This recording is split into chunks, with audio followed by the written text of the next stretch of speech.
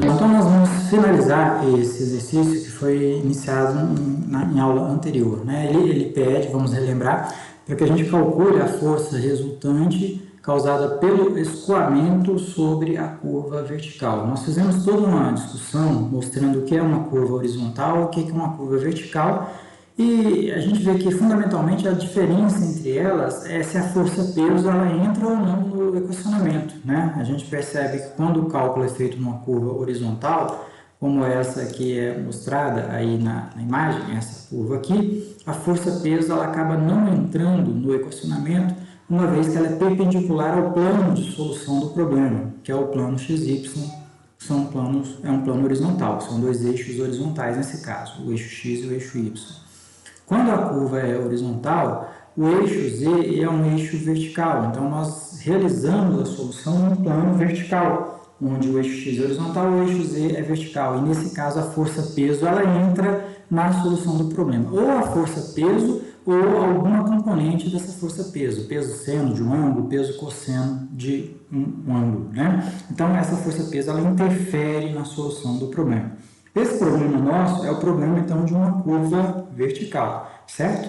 Então, nós fizemos aqui todo o equacionamento, primeiro montamos e selecionamos o nosso volume de controle, identificamos quais são as forças que são exercidas sobre esse volume de controle, né? Forças decorrentes da pressão na superfície de controle externas, forças internas, justamente aquelas forças causadas pela curva, pelas paredes da curva sobre o fluido que escoa ali dentro, são as forças Rx e Rz, e o próprio peso do fluido contido momentaneamente dentro da curva, essa força-peso. Então, ao equacionarmos todas essas forças sobre a abordagem das equações de quantidade de movimento, nós vimos que esse problema ele é um problema bidimensional, porque as velocidades de entrada e saída não são paralelas entre si. V1 não é paralela a V2, é um problema bidimensional porque pode ser resolvido num plano vertical, um plano XY, certo? Então, isso indica que a gente deve aplicar duas equações de quantidade de movimento. Aplicamos uma equação de quantidade de movimento na direção X, outra equação de quantidade de movimento na direção Z, e chegamos aí às formulações finais, tanto para o cálculo de Rx quanto para o cálculo de Rz. Especificamente na solução dessas duas equações, tanto a de Rx quanto a de Rz, a gente precisa de cálculos intermediários de algumas variáveis, como as velocidades médias nas seções transversais. A gente viu que essas velocidades médias são calculadas a partir da equação da continuidade, pegando a vazão do escoamento e dividindo pela área efetivamente ocupada pela água naquela seção transversal. Por se tratar de um escoamento em conduto forçado, a área efetivamente ocupada pela água ou pelo fluido que escoa, né, é a área total da seção, portanto, a área de uma seção circular, πd² sobre 4. Aplicamos a equação de Bernoulli para calcularmos a pressão em um dos pontos. Vamos lembrar que a pressão na entrada era uma pressão conhecida, na seção que nós chamamos de seção 1, e a gente aplicou a equação de Bernoulli para calcular a pressão na saída, a pressão 2. Então, aqui está a aplicação da equação de Bernoulli, e vimos que na equação de RZ, especificamente na componente vertical dessa força, aparecia ali o peso do volume de controle. Veja que esse peso do fluido contido no volume de controle é igual ao peso específico do fluido vezes o volume interno daquela curva, que é o próprio volume de controle, né? Então, a gente precisaria passar para essa etapa geométrica, que é o cálculo desse volume de controle. Vimos que esse volume de controle ele é aproximado por um tronco de cone, considerando que os diâmetros são diferentes, certo? E essa aproximação por um tronco de cone levou ao cálculo desse L intermediário, que é necessário no cálculo do próprio volume interno da curva, volume de controle. Então, dessa maneira, nós montamos todo o conjunto de equações que são necessárias para que a gente faça a solução numérica do problema. Daqui, nós vamos então para o Excel, colocar dados de entrada, os dados que foram fornecidos como dados de entrada, que nem foram fornecidos especificamente valores numéricos, né? Mas o problema é que tem como dados de entrada os diâmetros, o comprimento da curva, o ângulo da curva, a pressão no ponto de entrada, a vazão, o coeficiente de perda de carga e o fluido, a massa específica do próprio fluido. Então, o que nós vamos fazer? Todo esse conjunto de equações que foram montados na aula passada, eles vão ser aqui transportados para a planilha do Excel. Então, eu trouxe aqui como figuras, né, as equações que são importantes para a solução desse problema e nós vamos aplicar essas equações aqui na planilha do Excel. Veja aqui, eu já deixei ela previamente montada para que a gente possa agilizar aqui na nossa solução, tá? Então, veja que o que aparece em preto são os dados do problema, os dados de entrada do problema. Os dois diâmetros, né? Por exemplo, o diâmetro D1 e o diâmetro D2. O L, que é o comprimento da curva. Lembrar que a curva ela tem ali um comprimento de 1 metro, como dado de entrada. O K é o coeficiente de perda de carga localizada. Veja que ele aparece aqui em azul, significando que é algo que a gente precisa colocar, que a gente precisa considerar ou calcular, certo? Então, tudo que aparece em preto, em fontes pretas, nessa planilha, são dados de entrada, como a vazão, como a pressão no ponto 1, na seção 1, seção de entrada da curva, como a cota do ponto 1 em relação ao datum, né? Tudo que aparece em azul são valores que a gente precisa calcular. Então, nós vamos usar essas fórmulas aí para calcular esses valores. Dentre esses valores, o primeiro que nós vamos considerar é o K, que, conforme sabemos, é o coeficiente de perda de carga localizada. Vamos ver se a gente encontra aqui, ó, uma forma mais específica. Aqui, ó, é a perda de carga verificada dentro da curva. O fluido, ao escoar dentro dessa curva, ele vai sofrer cisalhamento das paredes da tubulação e nós vamos ver que, nesse caso, vai haver muito cisalhamento entre fluido e fluido. Isso a gente vai estudar com mais detalhes na unidade seguinte, que é a formulação empírica. Mas as tensões cisalhantes existentes entre fluido e fluido nessa singularidade, nessa curva, elas não são de se desconsiderar. Então, há tensões cisalhantes entre fluido e parede e entre fluido e fluido, na passagem do fluido por essa curva. E isso vai resultar numa certa dissipação de energia. Quando falamos em dissipação de energia entre a seção 1 e 2 e dividimos essa energia dissipada por peso de fluido, nós estamos falando da perda de carga localizada dentro dessa curva. Essa perda de carga ela depende então de um coeficiente de perda de carga localizada que assume esses valores aí. Para curvas 0,13, se for para redução 0,15. Veja que o nosso desenho é uma curva com redução, tá? Então, como que nós vamos fazer? Se for uma curva com redução, vai prevalecer o K da redução. Nós vamos caminhar para pegar o maior coeficiente de perda de carga, levando a um cálculo mais conservador, a um cálculo de uma perda de carga localizada maior. Se for um problema de dimensionamento, a gente estaria indo a favor da segurança, por exemplo, certo? Então, nós vamos utilizar aqui um K da redução se houver diferença de diâmetro. Se por acaso os diâmetros forem iguais, nós vamos adotar aqui o K da curva, 0,13. Então, nós precisamos escrever isso aqui na planilha do Excel, certo? Se os diâmetros forem iguais, nós vamos considerar o K da curva, certo? Se os diâmetros forem diferentes, nós vamos considerar o valor do K da redução. Então, estou trazendo aqui os valores de K para que a gente possa colocá-los ali nessa passagem aqui nessa célula, tá? Aqui nessa aqui. Bom, então como que a gente vai escrever isso? Ó, nós vamos criar aqui uma função condicional que é a função si. Então vamos escrever igual, né? Já que vamos introduzir uma função na célula, a gente precisa sempre começar com o símbolo igual, né? Igual si.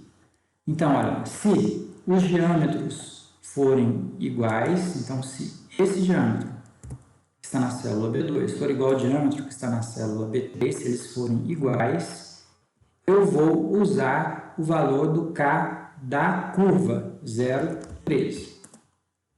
Se não, é outra vírgula, eu vou usar o 0,15, o K da redução, se esses diâmetros forem diferentes, tá? E fecho parênteses. Então, é essa função que a gente aplica aqui.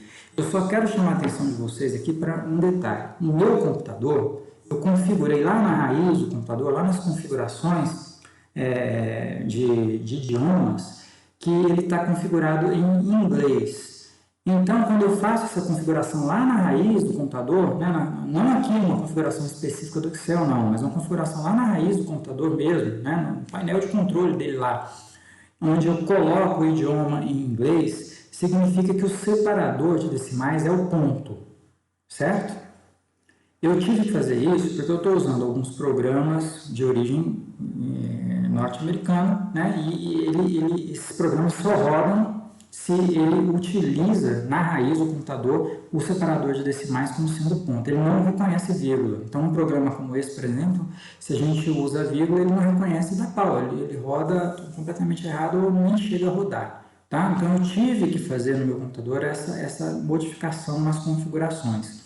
Porém, a maioria dos computadores, o pessoal usa no Excel como separador de decimal a própria vírgula, tá? Nesses casos, quando se usa a própria vírgula, aqui, ó, onde aparece a vírgula, entra o ponto e vírgula, tá? Então, há essa diferença aqui no uso da função se nesses casos. Então, deixa eu repetir aqui para esclarecer.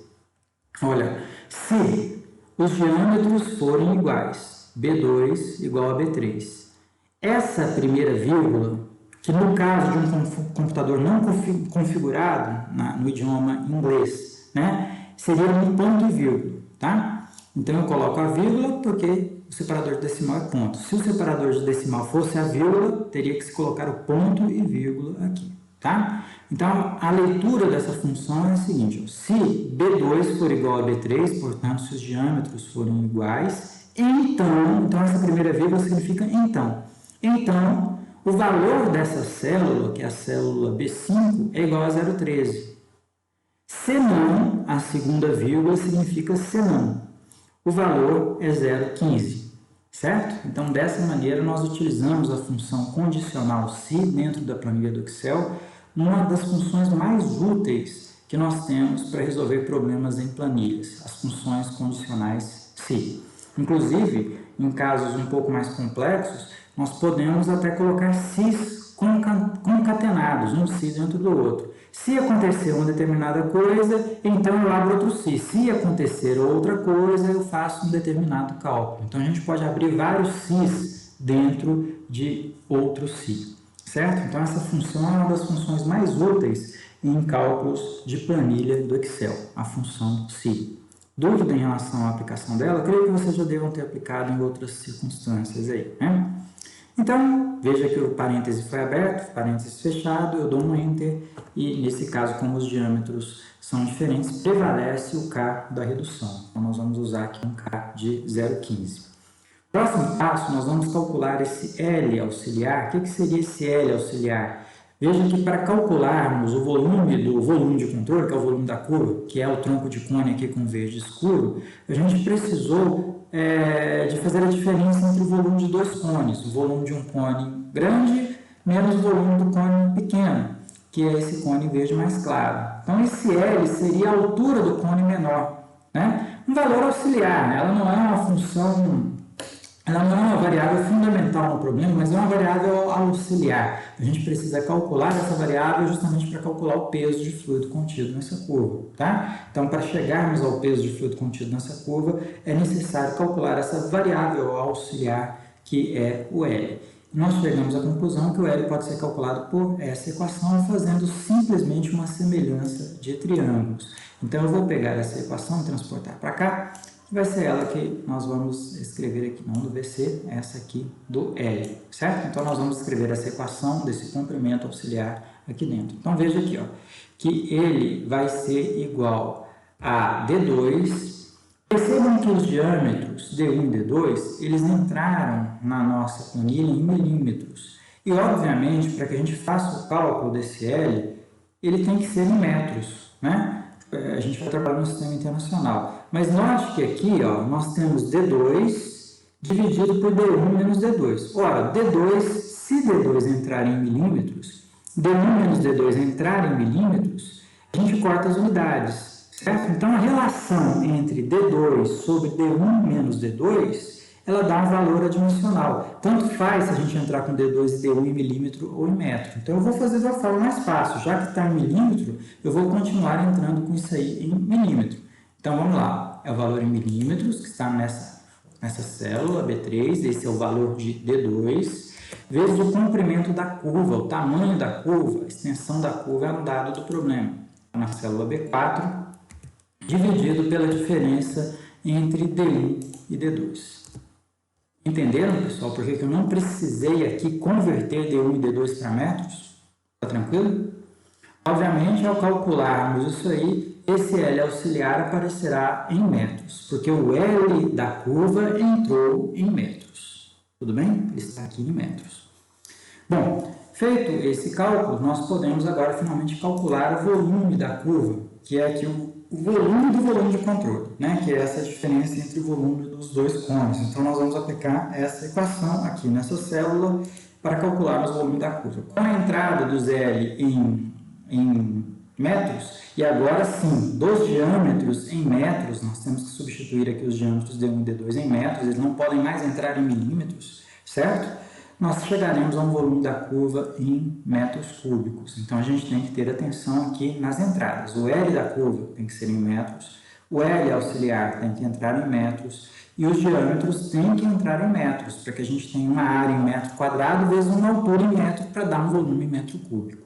Certo, pessoal? Então, vamos aplicar essa equação aí, ó, igual a 1/3 vezes pi. O pi no Excel, né, é o PI, a gente abre e fecha parênteses, então se escrevermos PI, abrir e fecharmos automaticamente, posteriormente, os parênteses, ele vai reconhecer que é 3.141593 e aí vai por diante, é o valor numérico do pi. Vezes o diâmetro D1, eu vou clicar aqui na célula B2, onde está o valor de D1, mas lembrando que esse diâmetro ele está em milímetros e eu preciso transformar esse diâmetro aí para metros. Então, nós vamos dividir por 1000 para fazer a transformação dele de milímetros para metros. Esse valor elevado ao quadrado, D1 ao quadrado, sobre 4 vezes, estamos aqui, ó, o L da curva mais o L auxiliar. Então, vezes o L da curva mais o L auxiliar, esse valor aqui. Menos 1/3 vezes π vezes D2, aqui também a mesma observação, o D2 ele tem que ser convertido de milímetros para metros, né? Então a gente divide por 1000, eleva ao quadrado, divide por 4, vezes agora o Lzinho, o comprimento auxiliar. E dessa maneira a gente tem o volume da curva em metros cúbicos, né? 0,024 metros cúbicos. Se convertermos isso para litro, vai dar aí 24,22 litros. É o volume de fluido contido dentro daquela curva, né? 24,22 litros é o volume interno daquela curva. Bom, conhecido então o volume interno da curva, a gente tem condições de calcular o peso do fluido contido, pelo menos momentaneamente, numa fotografia instantânea, né? Porque o fluido está se movimentando dentro da curva. Mas se a gente tirasse uma fotografia instantânea naquele instante, vai ter uma certa massa de fluido lá dentro da curva. Essa massa de fluido tem um certo peso. Esse peso ele é calculado pelo peso específico do fluido, produto da sua massa específica. Perceba que aqui a massa específica da água em temperatura ambiente, 1000 kg por metro cúbico, vezes a aceleração da gravidade, 9,81, vezes o volume da curva. Então, teremos ali um peso de 237,56 newtons. E convertido para kgf, é 237,56 dividido por g, aceleração da gravidade, 9,81, 24,22 kg. Força é o valor da força em kgf. Obviamente, para trabalharmos com as equações de quantidade de movimento, a entrada dessa força terá que ser em newtons. Tem dúvida até aqui, pessoal? Nesses cálculos auxiliares que nós fizemos? Professor? Oi? O senhor pode repetir novamente o peso do fluido? Eu não peguei porque eu estava olhando para o anterior ainda. Sim, o peso do fluido, eu vou voltar aqui na solução que nós fizemos para que você veja aqui qual foi a relação que nós usamos, tá? Deixa eu só voltar aqui na equação. Acho que está aqui embaixo. Vamos para cima. Ó, o peso de fluido é o peso do fluido contido lá dentro da curva, certo? Esse peso de fluido contido dentro da curva, ele é calculado com uma relação entre o volume e o peso específico do fluido. Então, se a gente tem o peso específico e o volume do fluido, a gente tem como calcular o peso. Seria equivalente a aplicar a definição da própria propriedade chamada de peso específico. É o peso do fluido dividido pelo volume do fluido, certo? Nesse nosso exemplo, o volume do fluido é o volume lá de dentro da curva, é o próprio volume do volume de controle. Isso aqui é o peso específico do fluido, é a própria definição. Portanto, o peso do fluido contido lá na curva, é igual ao produto do seu peso específico, o γ, vezes o volume do volume de controle. Sabemos que esse peso específico é o produto da massa específica, pela aceleração da gravidade, e multiplicado pelo volume interno, que é o volume do volume de controle, a gente tem finalmente aqui a força-peso, certo? Então é essa última equação que nós escrevemos aqui na célula do Excel. Entendido? Entendeu? Entendido, obrigada. No final, nós usamos a definição de peso específico, né? A definição da própria propriedade chamada peso específico, tá certo? Bom, então esses cálculos preliminares, que são cálculos basicamente geométricos, eles foram feitos aqui. Agora a gente vai passar para os cálculos hidrodinâmicos. Mas muitos desses cálculos hidrodinâmicos ainda dependem de alguns cálculos geométricos, como por exemplo o cálculo das áreas, de seção transversal. Tá? Então vamos seguir mais ou menos essa sequência aqui. Ó.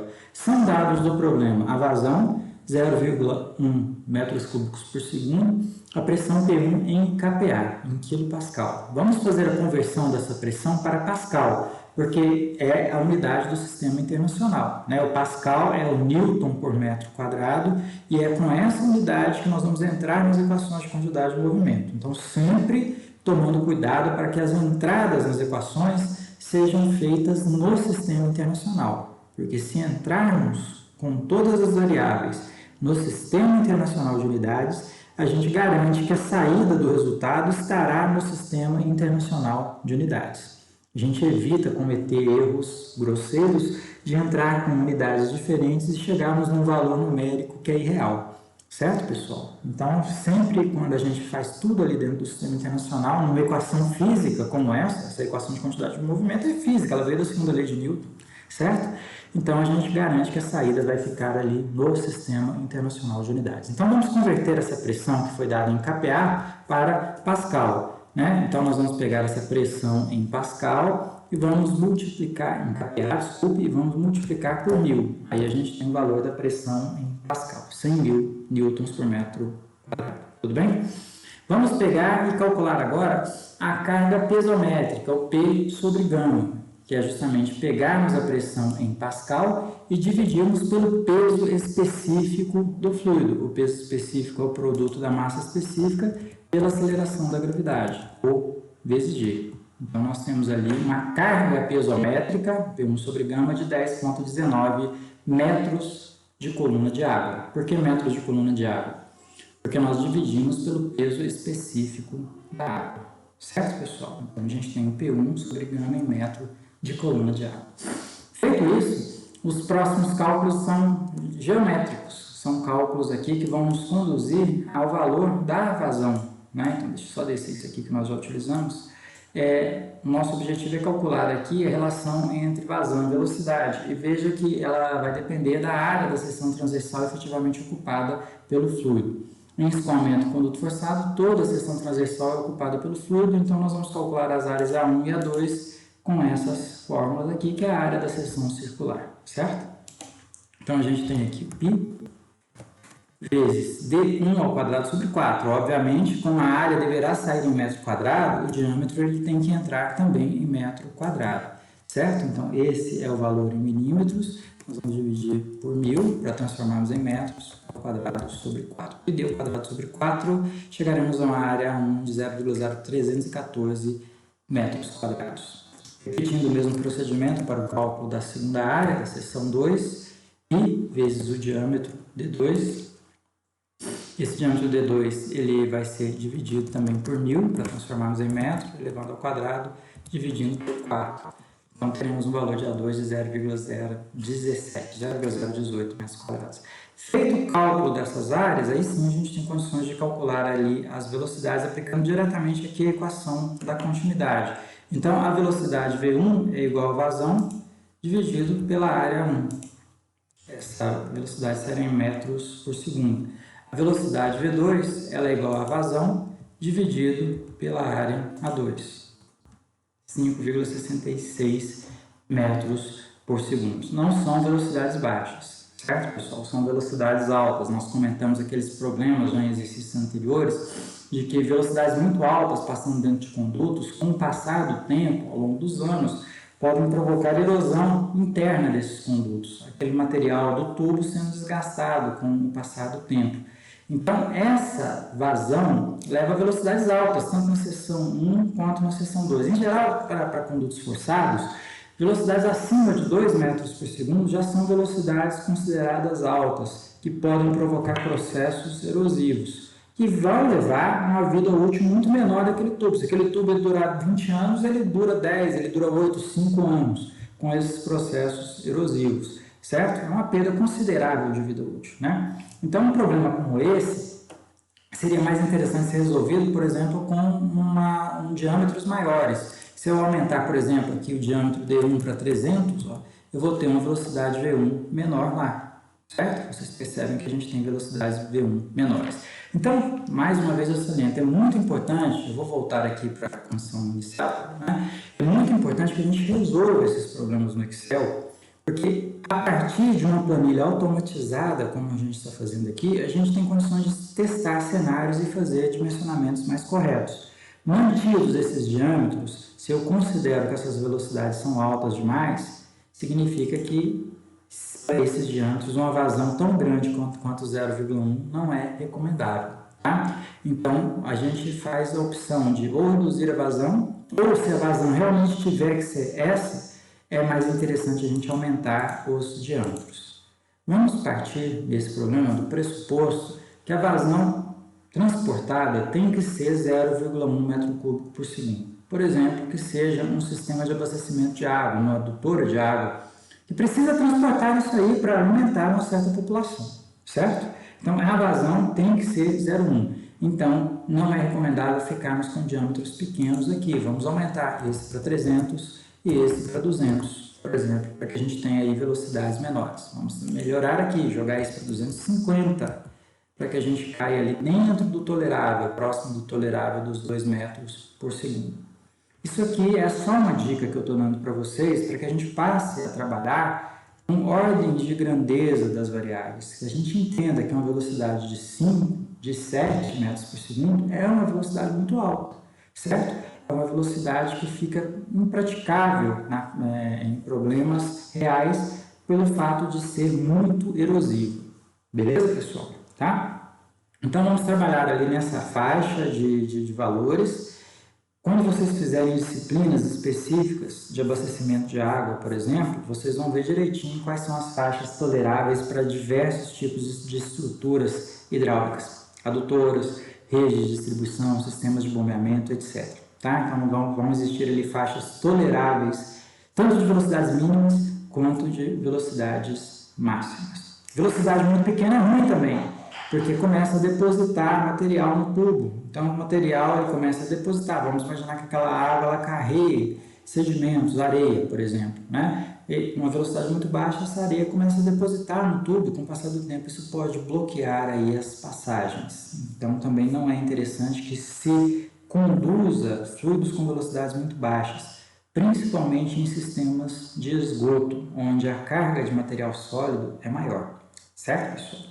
Mas vocês vão ver isso aí com mais detalhes nas disciplinas específicas. Feito isso, nós vamos aplicar aqui essa equação para calcular o Z2. O Z2 seria a cota na saída da tubulação. Vamos pegar um esquema aqui para a gente entender. Esse valor aqui ó, seria o Z1 e esse valor aqui o Z2. Veja que como o datum que nós colocamos ele passa em cima do ponto médio da seção 1, nós adotamos então o Z1 igual a 0, considerando esse datum. Veja que, nesse caso, o nosso Z2, por estar abaixo de 0, abaixo do datum, ele vai ser negativo. E vai ser com essa equação que nós vamos usar o Z2. Comentamos na aula passada que esse datum poderia ser o nível do mar, está bem abaixo, e a solução levaria a Z2 diferentes, mas nada mudaria na equação de Bernoulli, porque o que interessa é a diferença entre Z1 e Z2. Certo, pessoal? Bom, então nós vamos aplicar diretamente essa equação para calcularmos a cota de saída, da seção de saída da tubulação. Então, esse Z2, ele vai ser aqui ó, igual ao Z1, Z1 é 0, menos L sobre 2. L é o comprimento da curva. L dividido por 2, vezes o seno do ângulo alfa. O ângulo alfa é um dado, então é um ângulo de 30 graus.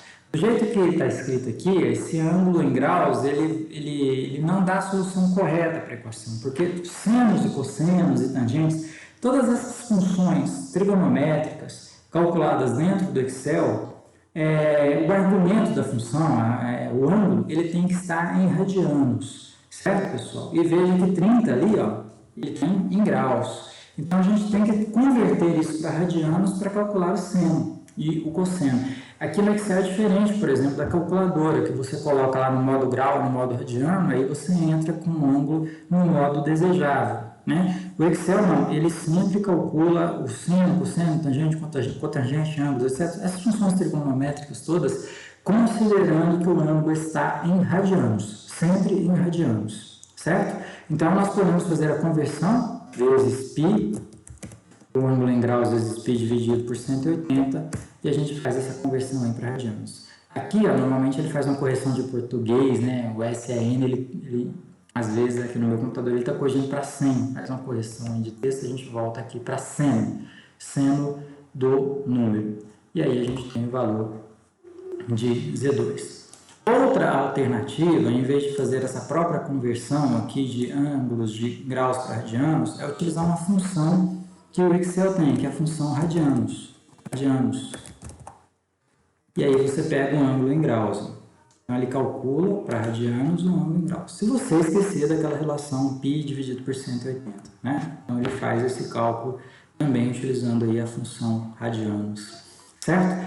Enfim, a cota Z2 está 25 centímetros abaixo da cota Z1. E, feito isso, nós temos agora condições de aplicarmos a equação de Bernoulli e calcularmos a carga de pressão P2 sobre gama na saída da curva.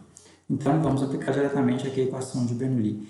Ela é igual a P1 sobre gama, está aqui, mais a carga cinética na seção 1, V1 ao quadrado, dividido por 2G, que dá 19,62, né? 2 vezes 9,81, mais o valor de Z1, menos a carga cinética na seção 2, V2 ao quadrado, dividido por 2G, 19,62, menos o Z2,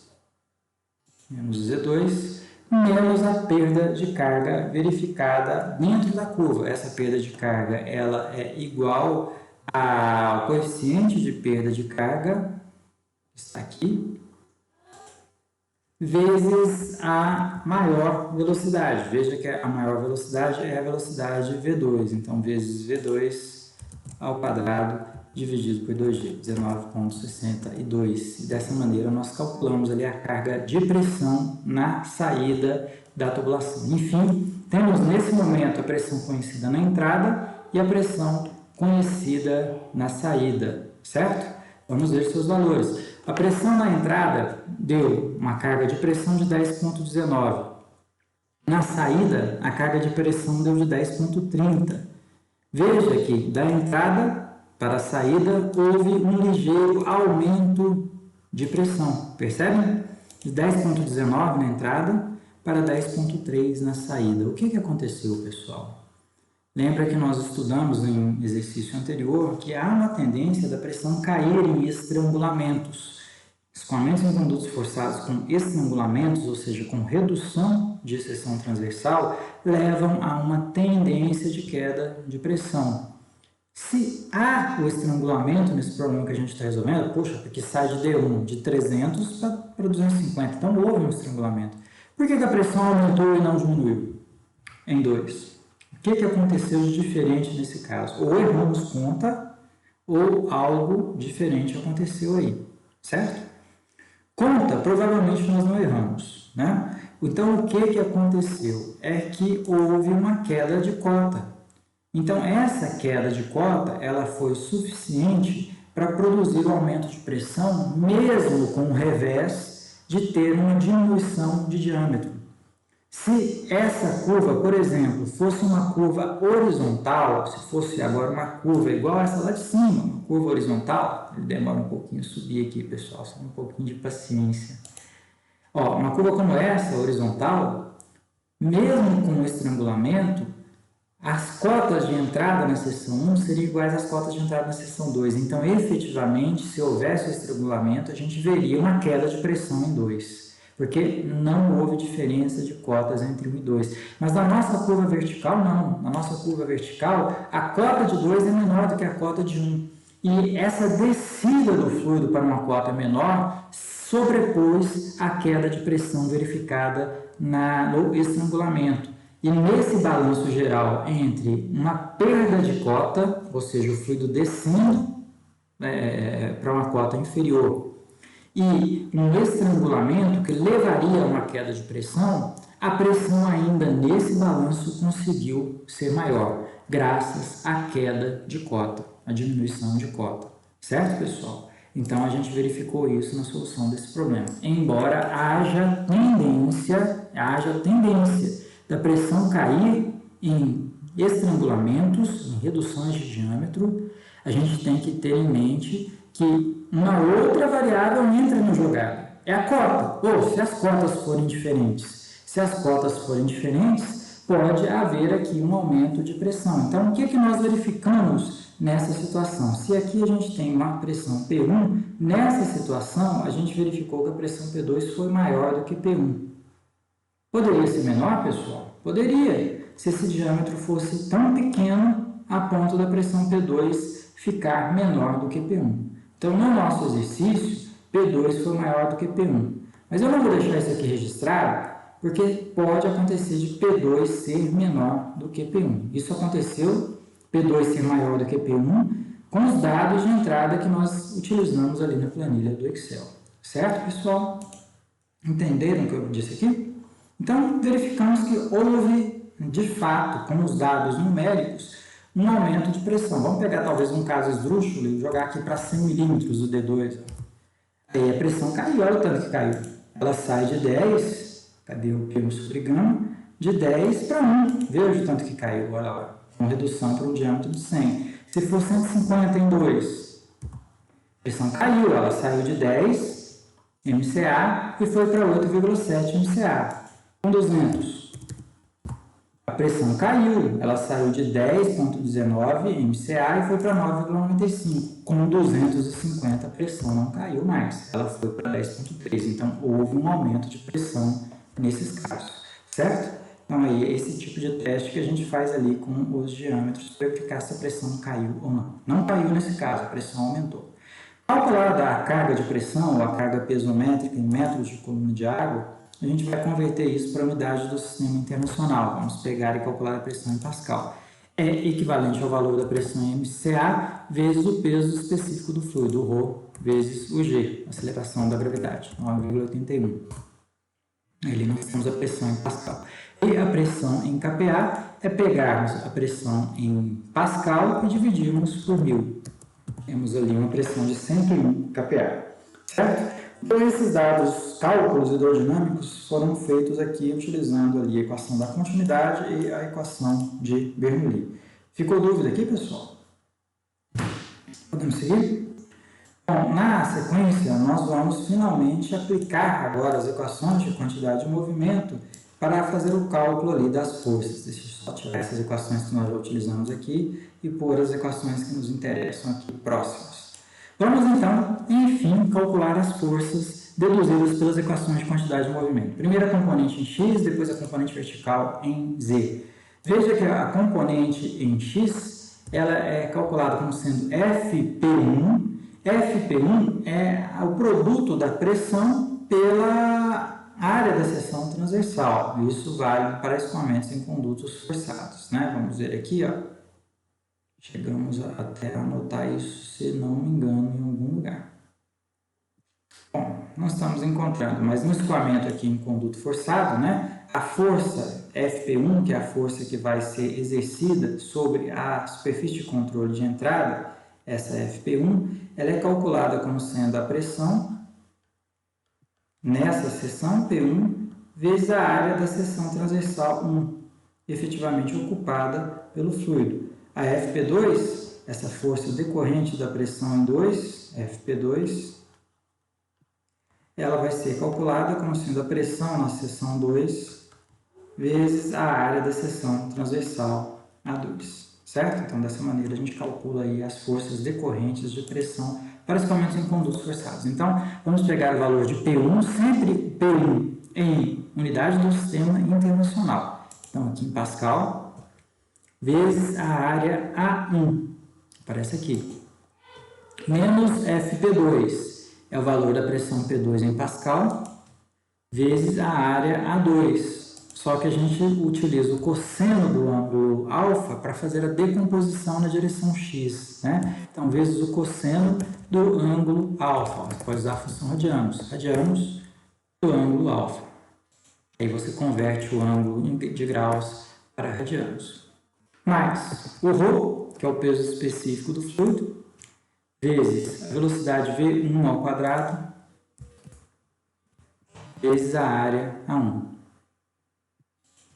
menos a massa específica do fluido, vezes a velocidade V2 ao quadrado, vezes o cosseno do ângulo alfa, vezes o cosseno do ângulo alfa em radianos. Radianos, o ângulo da curva, vezes a área A2, certo, pessoal? Então, vezes a área A2 aqui.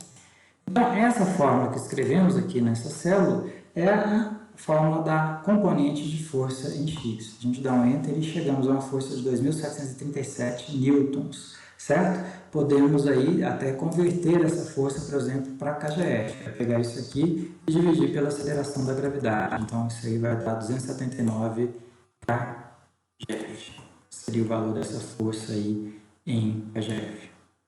Tá tranquilo até aqui, pessoal? Vamos fazer a operação de aplicar agora a equação de quantidade de movimento na direção vertical, na direção z, aquela equação onde aparece, entre outras coisas, o peso do fluido contido na curva, certo? Então, ela vai ser igual a EZ, igual a FP2, a pressão P2 em unidade de sistema internacional, vezes a área A2, vezes o seno do ângulo da curva, o ângulo alfa. O ângulo alfa aparece aqui, tá? Esse ângulo da curva em graus. Esse maldito corretor de português escreve 100 com M, eu tenho que vir aqui e mudar para 100 com N. Menos o peso específico do fluido, a massa específica, vezes a aceleração da gravidade, 9,81, vezes o volume do nosso volume de controle, que é o volume da curva, o volume interno da curva, já fica calculado aqui também, mais o V2 ao quadrado, vezes o seno do ângulo alfa. Agora eu vou escrever de outra forma, vou pegar o ângulo em graus, ó, só para a gente fazer de duas formas diferentes. Vou pegar o ângulo em graus e vou fazer a conversão, vezes π dividido por 180. A gente também está convertendo esse ângulo em radianos dessa maneira, tá? Vezes o seno, aqui, verificando aqui, vezes o ρ, vezes a área A2. Então, vezes o peso específico do fluido,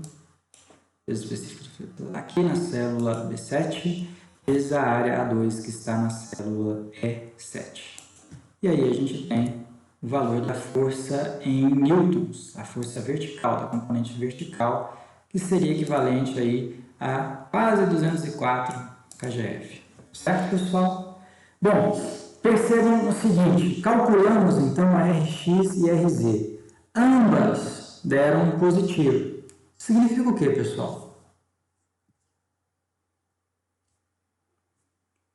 Quando a gente calcula as forças, os seus valores numéricos, e esses valores dão positivos, isso significa que a direção e o sentido prefixado, prefixado para essa força na solução do problema são os sentidos corretos. Então, veja, eu calculei o Rx considerando que o Rx estava apontando para a esquerda aqui. E veja que esse cálculo levou a um Rx positivo. Isso significa que realmente o Rx aponta para a esquerda. Da mesma forma, calculamos o Rz. E ao calcularmos, o Rz deu positivo. significa que o RZ, então, realmente aponta para baixo. Certo, pessoal? Isso é muito importante porque existem problemas onde a gente não sabe de antemão se uma força aponta numa direção ou em outra, né? Aqui, por exemplo, a RX poderia apontar para a direita, a gente ficaria sem saber. Então, se eu chuto um certo sentido dessa força, ou para a esquerda, ou para a direita, ou para cima, ou para baixo, por exemplo, né? No caso da RZ, para cima e para baixo no caso da RZ, para a direita e para a esquerda no caso da RX, né? Então, se eu chuto um valor, um sentido para essa força, para onde ela aponta, e ao calcular eu verifico que ela deu negativa, significa que o sentido correto é o sentido contrário. Beleza, pessoal? No nosso caso, como as forças ficaram positivas, significa que esses sentidos que nós prefixamos na montagem das equações de quantidade de movimento são os sentidos corretos. Realmente, a Rx aponta para a esquerda, realmente, RZ aponta para baixo. Tudo bem? Então, é essa a conclusão que a gente chega a respeito dos resultados. Feito isso, a gente pode calcular finalmente a força resultante. Então, vamos fazer aqui um breve desenho da nossa curva. Eu vou pegá-la aqui, ó, e transportar para cá. Então, verifica que aqui a gente tem a nossa curva. E chegamos à conclusão que a componente Rx ela é uma componente que aponta para a esquerda. Então, nós temos aqui um valor de Rx para a esquerda. Deixa eu só consertar aqui. Vou usar as ferramentas de desenho aqui para ficar mais retinho, tá? Aqui a Rx, ela realmente aponta para a esquerda. Então, a gente tem uma Rx que realmente está nesse sentido. E chegamos à conclusão que a RZ aponta para baixo. Então, ela está nesse sentido. Ela está apontando realmente para baixo. Essa aqui é a componente vertical. Ele vai pedir para que a gente calcule a força resultante. A força resultante é a composição vetorial dessas duas. Então, nós temos aqui a RZ, que composta vetorialmente com a Rx, vai levar a uma força resultante R. A soma vetorial das componentes, tá? Então, essa força resultante aqui, R. Beleza, pessoal? Então, essa força resultante R, esse vetor força, ele pode ser calculado como sendo a soma vetorial das duas componentes. Veja que nós temos aqui um triângulo retângulo, né? Então, vamos aplicar o teorema de Pitágoras. Aqui está o valor de RZ e aqui está o valor de Rx. E a R é a hipotenusa, o módulo de R. Então, R vai ser a raiz quadrada de Rx ao quadrado mais Rz ao quadrado. É a soma vetorial aí dessas duas componentes. Então, dessa forma, a gente vai calcular o módulo da força resultante. Tudo bem, pessoal? Então, vamos lá para o Excel para fazer esse cálculo. A força resultante ela vai ser igual a raiz da componente Rx ao quadrado mais a componente Rz ao quadrado. Então, temos aí 3.389 newtons, que vai ser equivalente a 345,45 kgf. Esse é o valor em módulo da força resultante. O módulo da força resultante. Tá? Então, transformado aqui para kgf é justamente o valor que nós já calculamos lá, né? 345,45, esses dois valores aqui. E, finalmente, ele pede para que a gente calcule qual é o ângulo formado por essa resultante em relação ao eixo x. E, nesse sentido, ele está pedindo para que a gente calcule esse ângulo aqui, ó, o ângulo que a resultante forma com o eixo x. Esse ângulo aqui, vamos chamar de ângulo θ. Tá? O ângulo que a força resultante forma com o eixo x. Veja que nós podemos aplicar aqui uma tangente, né? Esse ângulo é o arco cuja tangente vale Rz dividido por Rx. Então, podemos escrever assim, o θ é o arco cuja tangente, o arco tangente, vai ser igual a Rz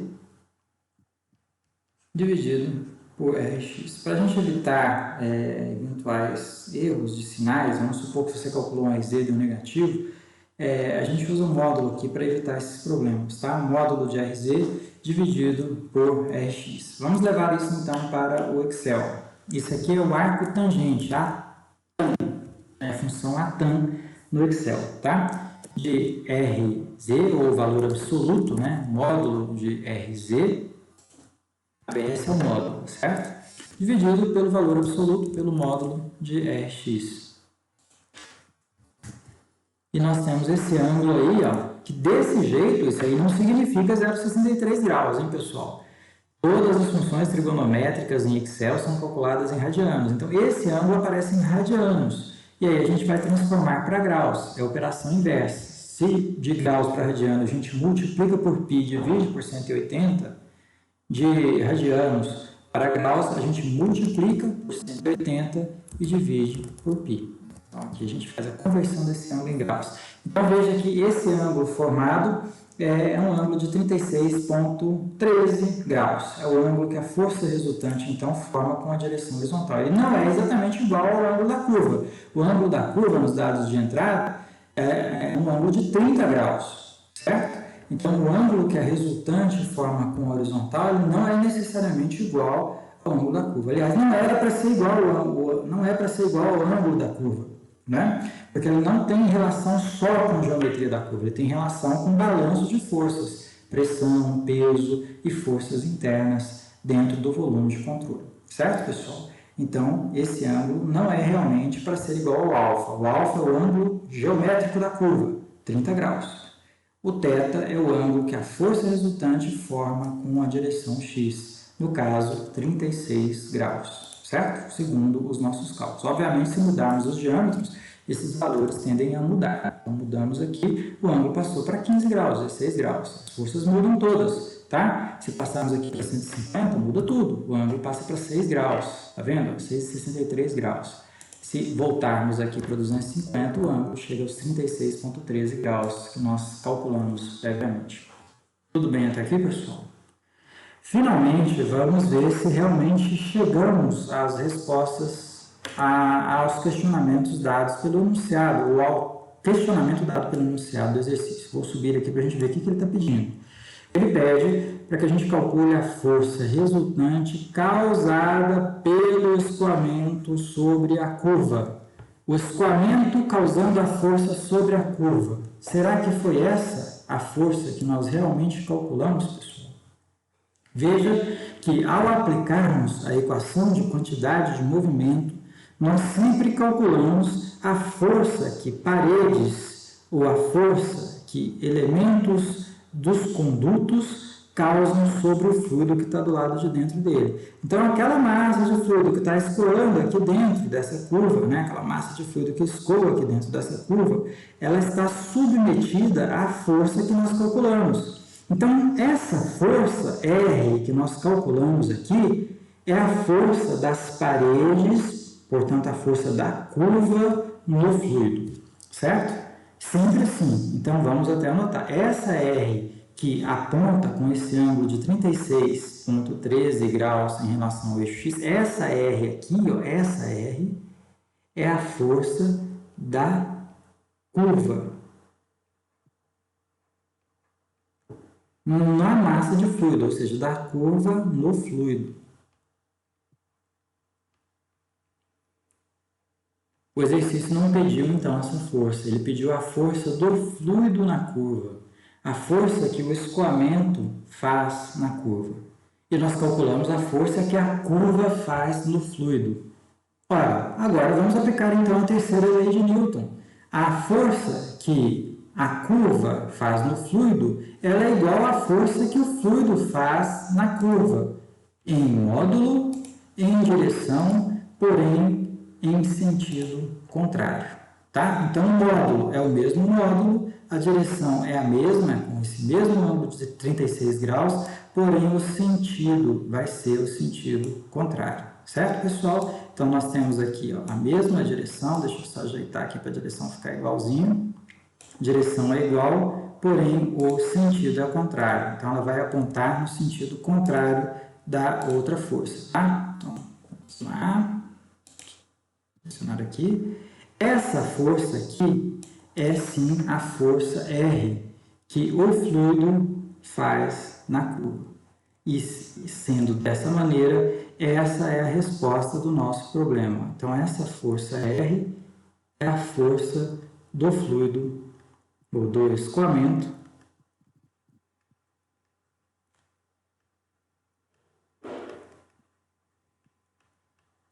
na curva, na tubulação. Sendo assim, ela é a resposta do nosso problema. Entendido, pessoal? Entenderam isso aí? Muito bem. Essas forças provocadas por escoamentos em curvas, em singularidades como essas, são forças que a gente precisa quantificar num determinado projeto, principalmente naqueles projetos de tubulações que escoam grandes vazões, né? Tubulações cujas vazões que escoam são grandes e que acabam condicionando a pressões muito grandes do lado interno das paredes, onde P1 e P2 normalmente são valores grandes de pressão. Então, vamos imaginar que uma massa de fluido ela vai escoar nessa tubulação, nesse sentido, né? Entrando aqui, saindo aqui, conforme o nosso problema, e chegamos à conclusão que vai existir, então, uma força, que essa massa de fluido exercerá sobre a peça, sobre a curva, uma força R, nesse sentido. Vamos imaginar que essa força R é uma força grande, pessoal. O que vai acontecer se essa tubulação aqui estiver solta, sem nada para travar a tubulação?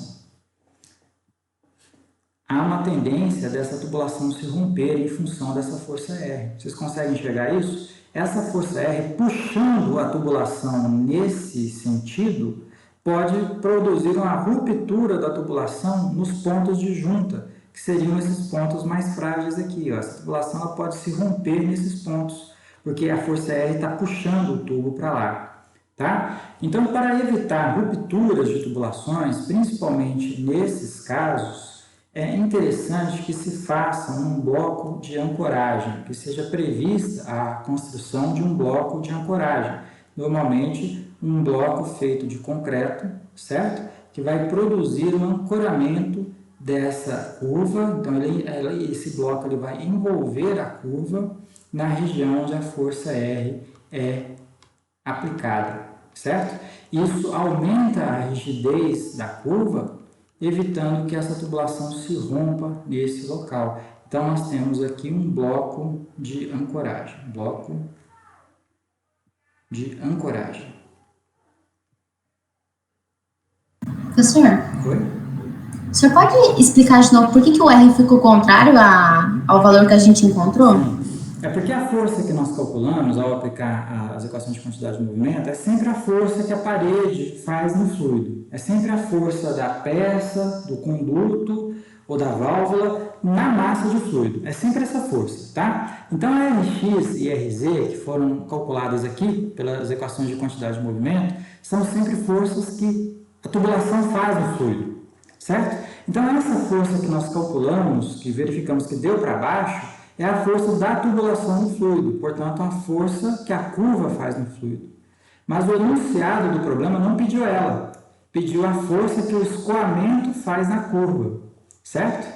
E aí a gente aplica a terceira lei de Newton. A força que o escoamento faz na curva é a mesma força que a curva faz no escoamento, só que em sentido contrário. A direção é a mesma, o módulo é a mesma, mas o sentido é contrário. Então, a resposta do nosso problema vai dar uma força exatamente de 345,45 kgf, essa é a resposta aqui do nosso problema, certo? Formando o mesmo ângulo, a mesma direção, 36,13 graus, só que com o sentido contrário ao sentido da força R, feita da curva no fluido. A terceira lei de Newton que nós aplicamos aqui. Entendeu? Entendi, obrigada. Nada. Então, pessoal, é sempre importante ter em mente essa questão do bloco de ancoragem. Por exemplo, se imaginarmos um sistema predial de tubulações, principalmente sistemas de condutos forçados, que em instalações prediais são as tubulações de água fria e de água quente, né? Aquele sistema de água quente e de água fria, que leva água para as torneiras, para vaso sanitário, para duchas, para chuveiros, né? São as tubulações de água quente e água fria e também tubulações de combate a incêndio. Esses tipos de sistemas funcionam como condutos forçados, certo? Então percebam que numa instalação predial, esses tubos automaticamente já estão ancorados porque eles estão embutidos nas paredes, né? Então, quando eles são embutidos na parede, a própria alvenaria e aquela massa de cimento que envolve a tubulação acaba atuando como um bloco de ancoragem, impedindo eventuais rupturas da tubulação nesses sistemas. Mas nós temos muitas adutoras, que são aquelas grandes tubulações que captam água, retiram água da captação, levam até as estações de tratamento de água, por exemplo, são as adutoras de água bruta. Muitas adutoras, elas são colocadas apoiadas sobre o terreno. Às vezes tem trechos enterrados, às vezes tem trechos apoiados. E nesses trechos apoiados, as tubulações das adutoras não podem ficar muito soltas, porque essa força E ela pode levar à ruptura da tubulação. Então, é um exemplo que a gente tem nessa própria imagem aqui. Percebam que essa nossa curva horizontal, elas foram ancoradas. Ó. Todas as curvas aqui foram ancoradas. Veja que tem um bloco de concreto envolvendo a curva, certo? É um bloco de ancoragem como aquele. Aqui, a curva não foi ancorada, certo? Então, nós não temos um bloco de ancoragem nesse local. E isso aqui é uma adutora de água bruta, que abastece a cidade de Monte Alegre de Minas. Então, nós temos aqui uma tubulação de 200 milímetros, certo? Uma pressão altíssima da água nesse sistema de bombeamento, a pressão chega aqui a próximo de 190 MCA, a carga de pressão, 190 metros de coluna de água. Do lado de dentro, a gente percebe que essas juntas vazam, fica vazando água aqui, porque a pressão é muito grande. Perceba que até a parede rachou ali, né? Por causa da vibração do fluido ao passar dentro dessa tubulação. O fluido vibra, ele tem escoamento turbulento, então ele vibra, essa tubulação ela vibra. Isso provocou rachaduras, tanto de um lado quanto de outro. Percebam aqui, pessoal? Então, há muito risco dessa tubulação se romper. Embora ela esteja presa aqui nessa parede, a parte principal da curva ela não foi ancorada. O ideal seria que fosse, certo? Seria uma situação mais ideal que essa curva fosse ancorada para impedir eventuais rupturas nessa posição, que é um local onde a pressão é muito alta. Certo, pessoal? Entenderam esse exercício de aplicação de forças em condutos forçados? Ficou dúvida aqui? Podemos prosseguir, pessoal? Podemos. Ok.